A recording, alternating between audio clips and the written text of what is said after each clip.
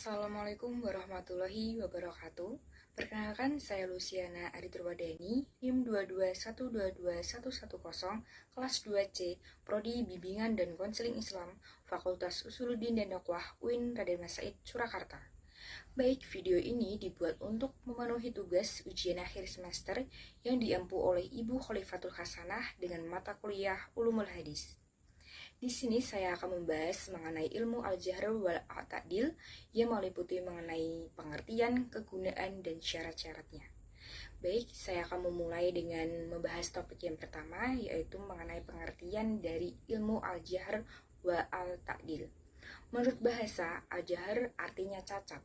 Istilah ini digunakan untuk menunjukkan sifat jelek yang melekat pada periwayat hadis seperti pelupa, pembohong, dan sebagainya. Apabila sifat itu dapat dikemukakan, maka dikatakan bahwa periwayat tersebut adalah cacat. Hadis yang dibawa oleh periwayat semacam ini ditolak dan hadisnya dinilai lemah atau dhaif. Kemudian, takdil menurut bahasa artinya menilai adil kepada orang lain.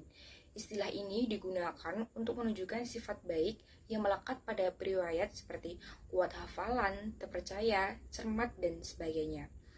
Orang yang mendapat penilaian seperti ini disebut adil, sehingga hadis yang dibawanya dapat diterima sebagai dalil agama. Hadisnya dinilai sahih sesuai dengan fungsinya sebagai sumber ajaran Islam, maka yang diambil adalah hadis yang sahih. Dalam ilmu hadis, penyelidikan terhadap para periwayat adalah kewajiban dalam rangka memelihara kemurnian sunnah Nabi yang didasarkan pada kaidah umum ajaran Islam. Ada beberapa ayat yang memberi inspirasi pada para ulama agar penyelidikan dalam rangka ini dilakukan. Misalnya dalam Quran Surat Al-Hujurat ayat 6, Allah Subhanahu wa Ta'ala berfirman yang artinya, "Wahai orang-orang yang beriman, jika seseorang fasik datang kepadamu membawa suatu berita, maka telitilah kebenarannya, agar kamu tidak mencelakakan suatu kaum karena kebodohan atau kecerobohan yang akhirnya kamu menyesali perbuatanmu itu." Ayat ini mengandung maksud bahwa berita yang datang dari orang yang meragukan, mencurigakan, apalagi tidak dapat dipercaya harus diteliti. Terlebih-lebih berita yang dibawa dinyatakan sebagai hadis Nabi. Begitu juga terdapat dalam Quran Surat Al-Baqarah ayat 282 yang artinya, "Dan carilah saksi 2 orang, saksi-saksi dari orang-orang yang kamu ridho terhadap mereka." Inspirasi yang diperoleh dari potongan ayat ini adalah bahwa aksi untuk berbagai kasus harus diambil dari orang yang diridhoi, yaitu orang yang terpercaya baik karena akalnya maupun kejujurannya. Kemudian terhadap pembawa informasi hadis diterapkanlah kriteria ini. Nah, selanjutnya saya akan membahas mengenai kegunaan ilmu al-jahr wal ta'dil. Kegunaan dari ilmu al-jahr wal ta'dil dibutuhkan para ulama hadis karena dengan ilmu ini akan dapat dipisahkan antara mana informasi yang benar datang dari Nabi dan mana yang bukan dari Nabi. Sesuai dengan fakta sejarah, pemalsuan hadis telah terjadi semenjak dini dan menonjol pada masa perebutan kekuasaan politik Islam. Fakta ini menunjukkan bahwa ternyata tidak semua pembawa hadis itu dapat dipercaya. Menunjukkan cacat periwayat hadis bukan dimaksudkan untuk menjatuhkan martabat individu, apalagi ulama, tetapi hal ini dilakukan untuk melindungi informasi Nabi dari kepalsuan. Para ulama sadar sepenuhnya bahwa menunjukkan ain orang lain dilarang dalam agama. Akan tetapi, bila al-jahr kritik tidak dilakukan, maka bahaya yang timbul akan lebih besar, dan hadis Nabi tidak dapat diselamatkan. Al-Baghdadi mengutip penilaian Ibnul Mubarak atas kebohongan Al-Ma'la ibn Hilal.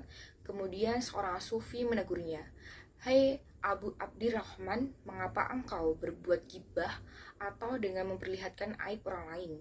Ibnul Mubarak kemudian menjawab, "Kalau saya tidak menjelaskan bagaimana mungkin dapat dipilah antara yang hak dan yang batil."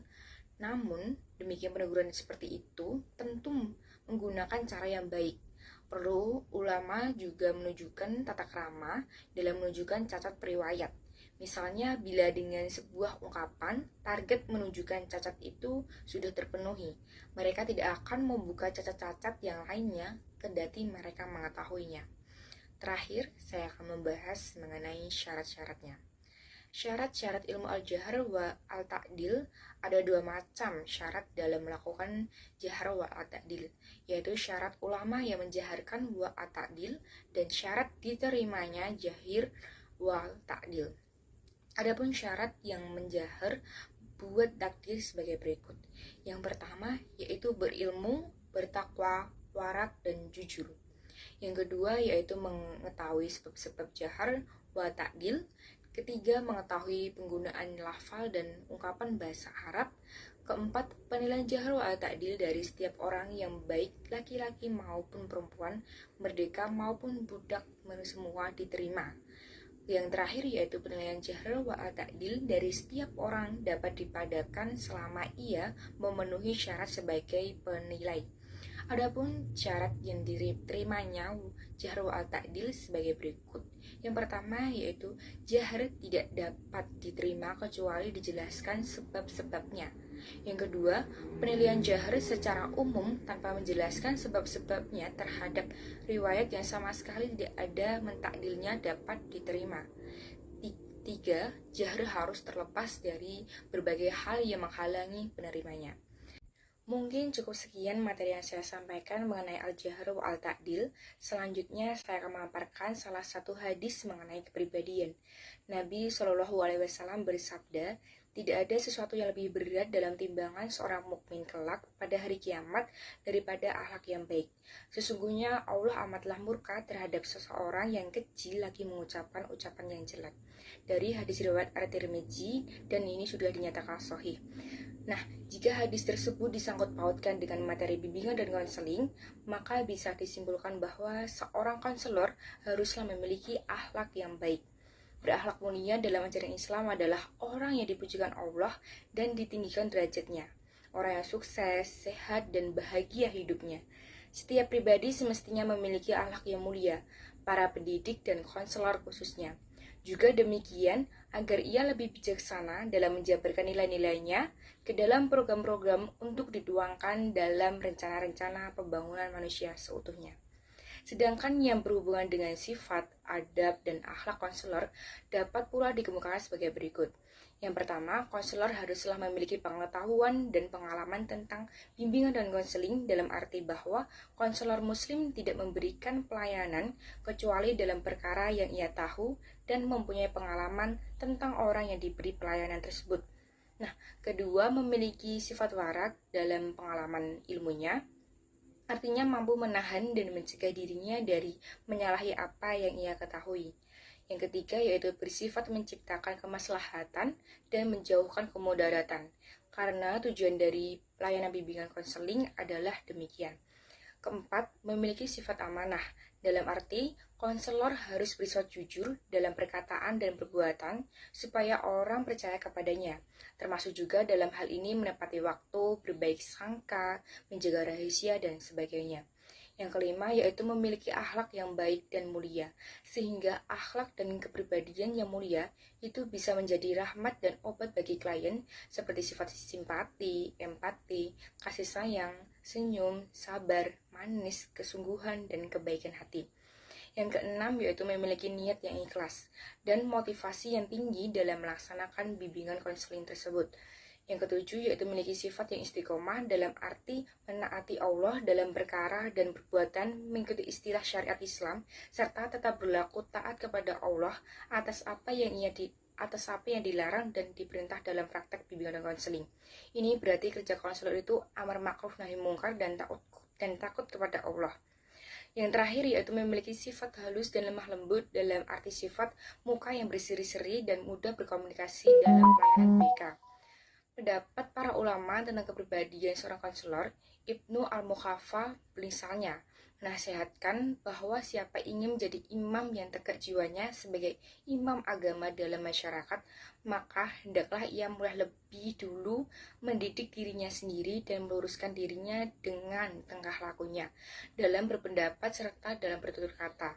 Mendidik orang lain melalui tingkah lakunya adalah lebih berhasil daripada mendidik dengan lisannya. Guru atau pendidik terhadap dirinya sendiri lebih berhak mendapatkan ketinggian dan keutamaan daripada guru atau pendidik terhadap orang lain.